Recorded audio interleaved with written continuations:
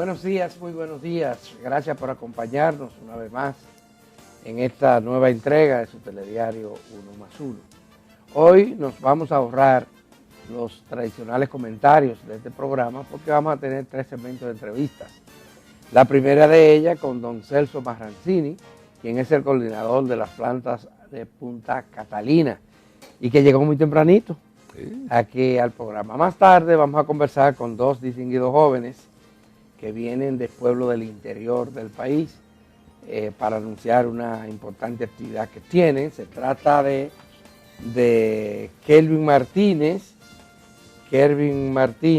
y Margaret García. Así que no se lo pierdan. Y como siempre, los miércoles tenemos la comparecencia de Altagracia Paulino, quien es experta en temas de consumo de los consumidores y directora del Observatorio Nacional del Consumidor. Así que no se pierdan estas 3 entrevistas. Bienvenido, don Celso Marrancini, que es un hombre que no necesita presentación. Gracias. Ha ocupado cargos públicos, ha sido un líder empresarial durante décadas y aquí lo tenemos ahora como coordinador del principal complejo hidroeléctrico sin duda de la República Dominicana y el más nuevo, más reciente. Sí, así es. Que es Punta Catalina. Nada, placer de estar aquí contigo. Gracias.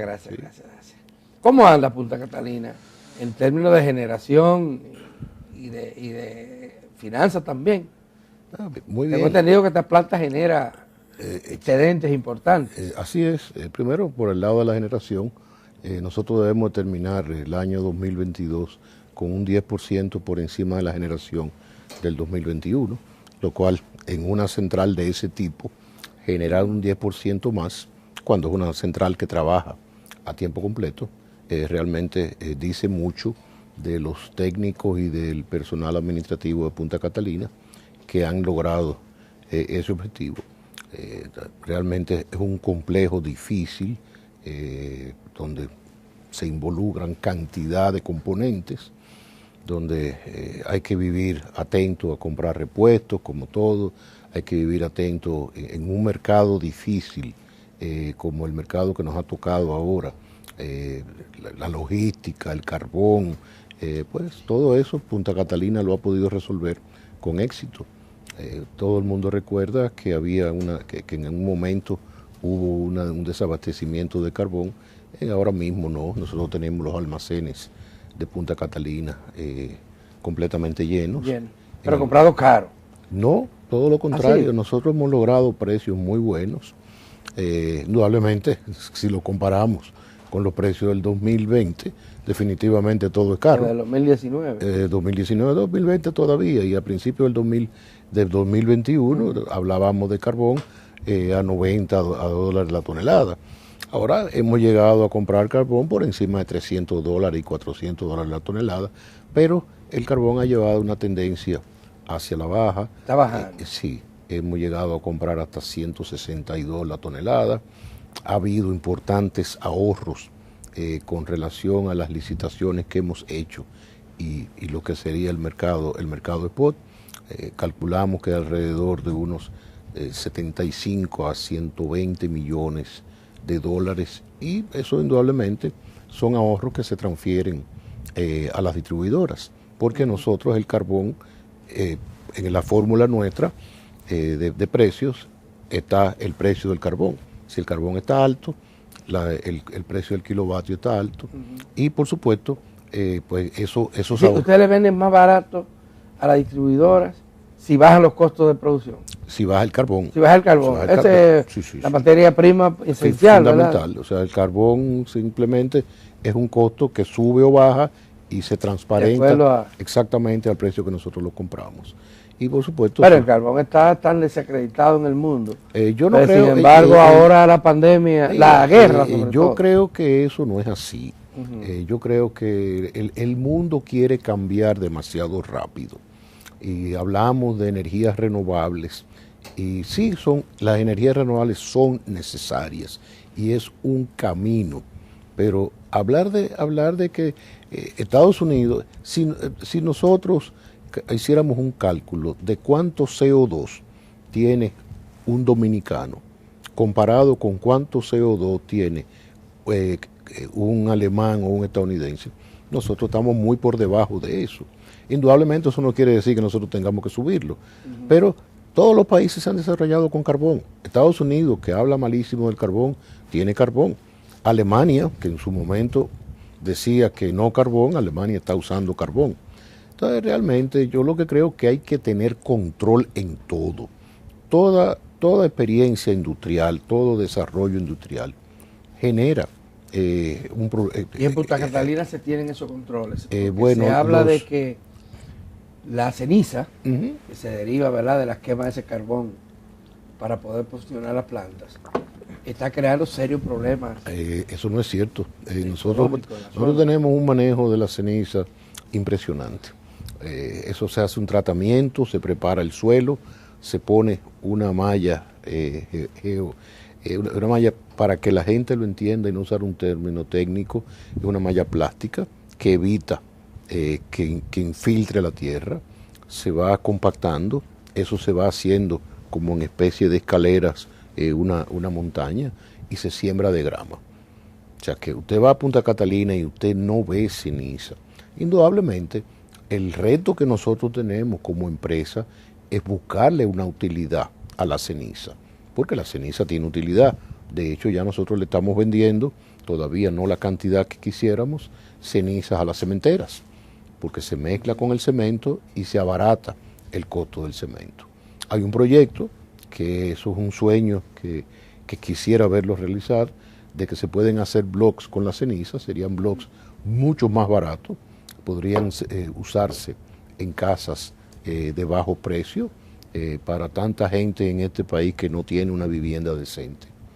Entonces, eso de los... ¿Se hace así en alguna otra parte del mundo? Sí, se hace, ¿cómo no? En China. China se utiliza carbón. Imagínense si en China no se utilizara la ceniza, China estaría llena de ceniza por todos lados, porque la cantidad de plantas de carbón que hay en China son es inmensa la generación en carbón. Además de la acumulación de la ceniza, ahí se esparce ceniza también. No. Nosotros tenemos que tener un control tremendamente estricto. Simplemente a nosotros nos audita una compañía que se llama RIMA. Esa compañía, a pesar de que la paga Punta Catalina la auditoría, esa compañía reporta a los bancos europeos que financiaron Punta Catalina. Si nosotros no cumplimos con las emisiones europeas, no las de la República Dominicana, las europeas, los bancos europeos le piden al gobierno el repago de los préstamos. Yo creo que alrededor de Punta Catalina se han tejido muchas desinformaciones. Indudablemente Punta Catalina crece con el pecado original. El pecado original de que si hubo subvaluación, de que si no hubo subvaluación, que lo cual no es un problema nuestro. O sea, yo desde el principio, yo incluso, te recuerda que yo participé, el problema de la sobrevaluación, una auditoría que está haciendo el Ministerio de Energía y Minas. Eso es del Ministerio de Energía y Minas. El problema nuestro es manejar la planta con el equipo excelente que tenemos, generar el 30% que estamos generando al sistema, muchas veces hasta por encima, cuando baja mucho. Casi un tercio. El consumo, sí, un tercio.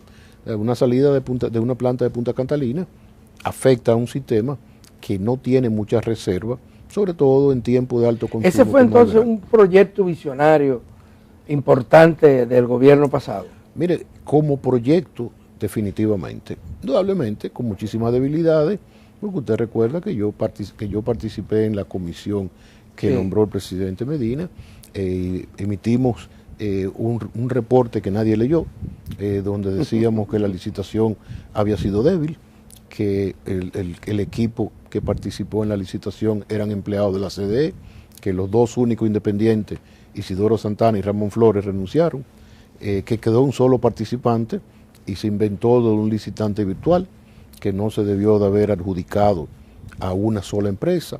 En ese momento criticábamos que los terrenos eran alquilados, después más adelante los terrenos fueron comprados por la CDE. Hicimos una serie de recomendaciones. contratamos una compañía norteamericana que hizo una evaluación del proyecto y dijo cuánto debía costar el proyecto. Dijo que el proyecto no podía costar más de 1.945 millones. Costó 2.435, de acuerdo a las informaciones del ministro de Energía y Minas, está por encima de los 3.000. Pero de nuevo, eso es algo que no me toca a mí, le toca al Ministerio de Energía y Minas. ¿Y qué ha pasado con esa auditoría? Ahora, terminemos todavía esto. Desde el punto de lo que se construyó ahí, sí, es una gran obra. Ahora, con muchas debilidades todavía. ¿Por qué? Porque definitivamente eso fue una obra que se terminó en medio de una campaña electoral, una obra que se terminó en medio de una pandemia, una obra que se terminó en medio del escándalo de Odebrecht y la quiebra. Ya Odebrecht no tenía el dinero que tenía, que le sobraban en los bolsillos, porque estaba demandada en todo el país. Y una obra sometida a crítica desde el inicio. Exacto. Entonces, ahora, la obra está ahí. Y la obra de los dominicanos. O sea, y fue con fondos que definitivamente paga el pueblo dominicano. Es del Estado. Por eso yo siempre he dicho, y cumpliendo las instrucciones del presidente Abinader, que esa planta no se vende, que esa planta tiene que generar beneficios. Ahora, con el sistema que hay de manejo de la planta, ¿dónde van los recursos que se derivan de los excedentes? Al Tesoro, al Ministerio de Hacienda. ¿Y de qué monto estamos hablando? Este año le entregamos $200 millones. Al gobierno central. Al Tesoro, al Ministerio de Hacienda, al Tesoro. $200 millones es mucho dinero. Bueno, yo creo que es muchísimo dinero. Cuando uno lo multiplica por peso, la calculadora no le da. Sí, es mucho dinero para la producción de la Entonces, planta. realmente yo creo que... ¿Cuál es usted fue también, hay que decirlo, administrador de la antigua CDE? No, la antigua CDE. Sí, de la antigua. Pero sí, de la antigua porque ya estamos saliendo de ella. Correcto. Ese proyecto y conoce muy bien el sistema. ¿En qué momento nos encontramos en país en materia de desarrollo energético? Mire, yo creo que interesante, cantidad de proyectos de energías renovables, proyectos ahora de generación de base, proyectos de Manzanillo, será el proyecto más grande de la República Dominicana. ¿Más que Punta Catalina? Sí, más que Punta Catalina. Es un proyecto de 800 megas, Punta Catalina es 720 megas, es un proyecto dual, pues hay 400 pueden ser o de gas o de fuel oil y 400 solamente de gas con su instalación de gas. O sea, eso realmente cambiará la generación, porque uno no puede caer en el error del gobierno pasado, y eso fue una crítica que yo siempre hice, no la hago desde el punto de vista de Punta Catalina, sino del conocimiento del sistema. Se decía que Punta Catalina era la solución del sistema eléctrico dominicano. Y por eso mucha gente dice, ¿por qué si Punta Catalina entró, no se ha resuelto? El problema eléctrico es un problema de tiempo, eso no se resuelve de un día para otro. Punta Catalina sí vino a resolver un problema de generación, porque había un déficit importante de generación. Ahora, este es un sistema que crece 125 megas cada año. La última adición importante que se había hecho la hicimos nosotros con Quisqueya 1 y Quisqueya 2, que eran del sector privado, durante el tiempo que nosotros tuvimos como vicepresidente ejecutivo de la CDE. Usted habla, esas eran plantas de 250 megas cada uno, usted habla de 500 megas. Entonces, eso fue en el 12, Punta Catalina entra en el 19. En 7 años, si usted multiplica 125 por 7, el sistema se comió Punta Catalina. O sea, se debió de haber iniciado otra licitación. Otras soluciones. Y yo se lo recomendé al gobierno pasado, hagan otra licitación en el 2018 para que esas plantas estén listas en el 2022. Pero indudablemente, como se vendió que Punta Catalina resolvía todo, pues no hubo ese interés. Además, el gobierno estaba recibiendo demasiado cuestionamiento, crítica. Yo en esa parte, centrado en eso. Yo se lo voy a dar a ustedes los políticos. Hay un tema serio que afronta el sistema energético y es lo caro que es la energía. en la República Dominicana. Yo creo que es una queja que nosotros siempre hemos tenido. Yo creo que, pero la población no ha sabido aquilatar cómo han subido los combustibles y el nivel de subsidio que se ha tenido que. O sea, estamos hablando de que en Europa hoy el kilovatio está costando alrededor de 20, 23 centavos el kilovatio. Entonces eso es verdad, no, pero hemos tenido precios bajitos. Yo tengo una pequeña empresa en Puerto Rico y yo pago 37 centavos de dólar el kilovatio. Y aquí yo le compro la energía a un generador, no a Punta Catalina. Punta Catalina le vende a los distribuidores, no le vende al sector privado, y ese generador me está vendiendo a 18, 19 centavos. Entonces, la mitad de Puerto Rico. Casi la mitad de Puerto Rico. Exactamente. ¿Por qué? Porque, pero ese no es el mejor ejemplo, tal vez Puerto Rico. Claro, porque, bueno, también no es el mejor ejemplo, pero Europa sí es el mejor ejemplo. Sí. Entonces, y vámonos a Centroamérica y lo mismo pasa. O sea, aquí los combustibles están subsidiados, aquí la energía está subsidiada. Aquí yo creo que lo que la población tiene que apreciar es si hay o no energía. Y ha habido estabilidad. Yo no entro en cuestiones de precio, ni entro en cuestiones, yo no soy distribuidor, yo soy un generador. Ahora, yo sí sé que como generador, nosotros hemos generado un 10% más que el año pasado, que nosotros le hemos devuelto. ¿Y cómo ha logrado ese incremento de la planta? Con eficiencia. Porque esa planta también... con menos paradas. Parece que se inició sus operaciones con algunas fallas, porque uno se sorprende que unas plantas nuevas se separen por fallas técnicas. Yo le voy a decir dos cosas. Primero, no saquemos del medio de que había una prisa política. Porque usted sabe que aquí, cuando se están acercando las elecciones, hay que hacer muchas cosas. Se aceleran los proyectos.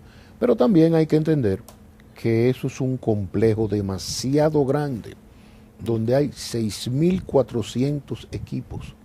Y sí había fallas, incluso todavía existen reclamaciones al consorcio, al punto de que las plantas no se han recibido. Y se han venido resolviendo, porque nosotros tomamos como política no pelear. Que todavía no se ha recibido oficialmente. No, pero la política fue, señores, vamos a sentarnos, vamos a resolver los problemas, vamos a ver qué se debe uno y qué se debe el otro, y vamos a trabajar como tiene que trabajar. Si usted no puede pasarse la vida en una discusión eterna.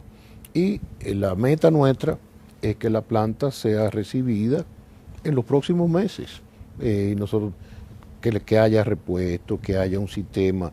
Nosotros trabajamos con General Electric, nosotros trabajamos con Tecnimont. Ahora están los técnicos aquí que instalaron todo el sistema de transportación del carbón. Eso es lo que hay que hacer. Eso es una empresa, que una empresa no está para estar discutiendo con sus suplidores, una empresa está para tener una relación armónica con el suplidor, y el único momento que usted discute con su suplidor es cuando le ponen los precios. Entonces ahí usted pierde que le dé más barato los precios, pero después de eso, deme servicio y yo pagarle a usted. Ya. ¿Cuál es la perspectiva que usted ve para el sector? Yo pienso que las perspectivas son muy buenas, porque aquí ahora entra una generación de corto plazo con una barcaza. ¿La de Asua? La de Asua. Pero ahí hay problemas con la comunidad. Yo creo que se están resolviendo, pero de nuevo, eso tampoco son 500 de Punta Catalina. Yo no tengo que meterme en esos aspectos. Pero usted sabe de eso. Bueno, una cuestión es saber, pero ahora mismo lo que yo quiero es saber de Punta Catalina. Porque si fallara esto de la barcaza de Asua, que son plantas que entran en operación inmediatamente, casi inmediatamente, se puede presentar un periodo de crisis en el país, porque lo de Manzanillo requiere tiempo. Bueno, ese es parte del reto que nosotros tenemos como sector eléctrico, de que no haya crisis en el sector, como no lo ha habido, de que no haya déficit, que las distribuidoras, que son nuestros clientes, reciban de parte nuestra. El coordinador de Punta Catalina, ¿quién les rinde cuenta? Directamente al presidente de la República y al ministro de Hacienda. O sea, nosotros... Con el de energía no tiene nada que ver. Sí, porque acuérdese que existe todavía nosotros dependemos de la CDE, porque la ley de liquidación de la CDE está aprobada, pero hay un plazo, no recuerdo si son 120 días, para que se terminen de adecuar todas esas empresas que CDE tenía, como era la UERS y como es el contrato que ¿Y en qué dependen de la CDE? ¿De qué depende? Ya ¿De ustedes o del Ministerio de Energía? No, nosotros dependemos de la CDE, definitivamente. Entonces ya en este momento nosotros tenemos que ir ya haciendo una transición. Una transición, ya nosotros tenemos registrado el nombre de Central de Generadora Punta Catalina, tenemos que empezar los estatutos, formar la compañía con el capital 100% del Estado. Ya.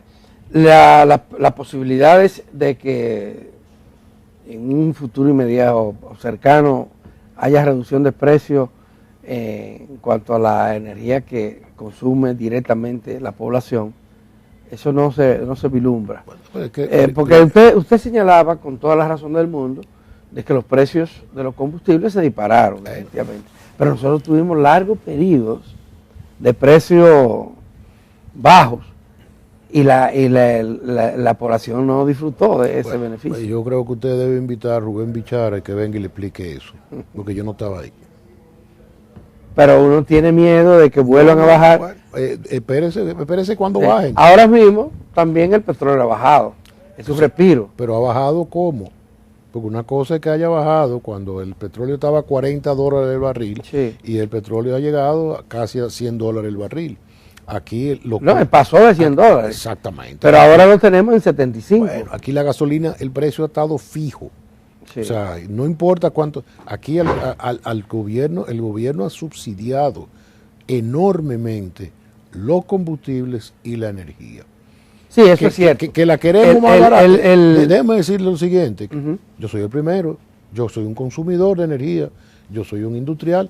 O sea, yo quiero la energía más barata. Todo el mundo la quiere más barata. Pero muchas veces el precio, muchas veces no. El precio de la energía la rige el mercado internacional. Nosotros no tenemos petróleo. Sí. Nosotros vamos desarrollando, y eso es muy interesante, un parque de generación solar y de generación eólica con precios más baratos.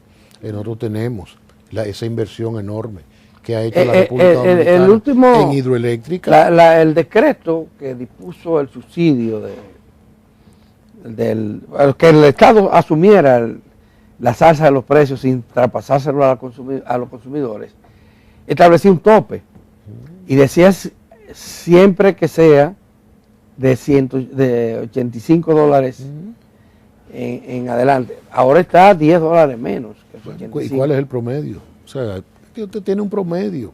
O sea, realmente nosotros no podemos apretar más las finanzas del Estado, porque todos esos subsidios son necesarios, pero restan a un sinnúmero de otras cosas. O sea, las obras públicas que hay que hacer, carreteras. No, lo sabemos. Entonces, el tema es que existe la ley que no ha sido derogada, que establece que los precios de los combustibles suben y bajan. No es una ley, es un decreto. Un decreto, una disposición legal. Pero definitivamente yo creo que si no reconocemos el esfuerzo que las finanzas públicas han hecho en la República Dominicana, realmente somos injustos.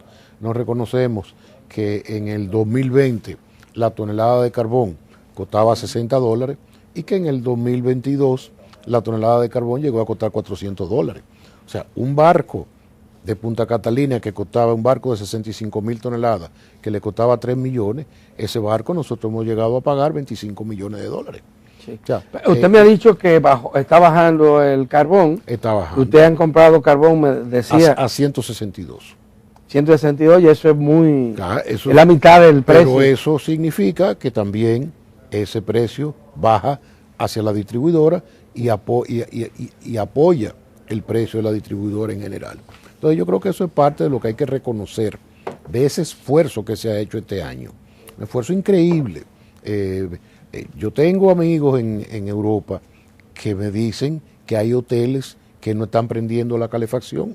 para economizar. No, Europa está en crisis. Entonces, bueno, no es porque además no encuentra donde comprar gas, por ejemplo. Bueno, no solamente, no, el gas está apareciendo ya. El gas está apareciendo, pero los precios que está pagando no son los mismos que tenía cuando se lo vendía a Rusia. Y eso impacta en todo. Bueno, esto es una guerra que ha cambiado el mundo, sí. Pero no solamente el gas, las materias primas. Y nosotros ahora que estamos haciendo planta de gas, como la de Manzanillo, está hablando, se ha tomado en cuenta esa posibilidad de que ocurran situaciones como la de ahora. Eso mire, nadie lo adivina. Si uno tuviera una bola de cristal, todos seríamos millonarios y todos seríamos felices. Indudablemente usted hace una proyección y todos sabemos que la guerra de Rusia y de Ucrania en algún momento va a terminar, sí. Y que eso estabilizará los precios. Ahora hay una tendencia en el mundo de los precios bajar. ¿Por qué? Porque todos los bancos centrales han aumentado las tasas de interés. Eso va a traer una recesión mundial definitivamente. Que en algunos países ya comenzó. Ha empezado. Y la inflación ha comenzado a ceder, incluyendo Estados Unidos. No, incluyendo la República Dominicana y Estados Unidos. Estados Unidos, que es nuestro patrón, porque acuérdese que si Estados Unidos le da gripe, a nosotros nos da pulmonía. Y si Estados Unidos crece un 1% de su Producto Interno Bruto, nosotros crecemos 2%. Ese es el impacto que tiene la economía norteamericana en la República Dominicana. Entonces, yo creo que es una situación mundial de observar. ¿Cómo va a ser el año 2023? Es posible que bajen los combustibles. ¿Por qué? Porque va a haber menor demanda. Entonces, bueno, eso va a beneficiar por un lado, eso puede en algún momento llevar a una reducción de las tasas de interés, porque hay que recordarse que aquí había tasas de interés de un 7 y un 8%, y hoy las tasas de interés están en el 14, el 15%. Eso significa que usted está pagando el doble de un préstamo de lo que usted pagaba hace pocos meses. Entonces, es esa recompensa. Y aunque baje la tasa de interés, se está pronosticando que el año 2023 sería menos bueno o peor que este año. Bueno, ese es el pronóstico. Yo creo que uno tiene que prepararse. Uno trabaja para lo peor y para lograr lo mejor. Yo creo que así es como tenemos que ver el año 2023. O sea, todos los años presentan un reto. El 23 empieza con un reto de un problema internacional muy serio. La propia economía norteamericana, no solamente en el orden económico, en el orden político. Usted tiene al país más grande, de la economía más grande del mundo, con una división interna preocupante, unas elecciones que le tomó 10 días para definir quién ganó. Lo que ellos no criticaban a nosotros. Exactamente. Y al mundo. Definitivamente. Yo recuerdo que en una conversación con mi buen amigo Wally Brewster me decía que las elecciones en nuestro país siempre tenían problemas. Sin embargo, nosotros hemos estado demostrando que los resultados nosotros los tenemos más rápido. Se anuncia más rápido que... Sí. 10 días para definir quién ganó el Senado y la Cámara de Representantes. Sí, sí. Realmente una verdad. En América Latina parece que le está dando cátedra, porque bueno, fíjense Brasil, tan polemizado como está Brasil, tan dividido. El resultado inmediatamente, la misma noche temprano. No, y en el propio Estados Unidos. Y Colombia, un país. No, pero en el propio Estados Unidos usted se va a la Florida, donde están Marco Rubio y Ron DeSantis, y tuvieron los resultados en 3 horas. Entonces, esas comparaciones, así que no nos pueden criticar a nosotros ya en ese sentido. Don César Marrancini, muchísimas gracias por acompañarnos. Un placer de haber venido. Siempre. Usted sabe que este programa es suyo, usted ha venido en muchos roles aquí. Yo lo sé, en muchos roles. En muchos roles, vino como presidente del CONER. Así mismo. Como muchas veces. Como en el sector eléctrico, presidente de la Asociación de Industria de la República Dominicana. Así es. Y parece que sus hijos están siguiendo los mismos pasos. Ya usted ve a Celso Juan ahí fajado. Ahora sigue la misma ruta. Presidente del CONER. Aprendió la lección. Parece que sí. Yo creo que lo está haciendo mejor que yo. Bueno, muchísimas gracias. Pues señores, vamos a pausar y cuando regresemos continuamos con nuestra serie de entrevistas. Kelvin Martínez será el próximo entrevistado y posteriormente Altagracia Paulino, quien es nuestra experta en asuntos consumidores. Usted tiene ahí una gran experta ahí. Sí.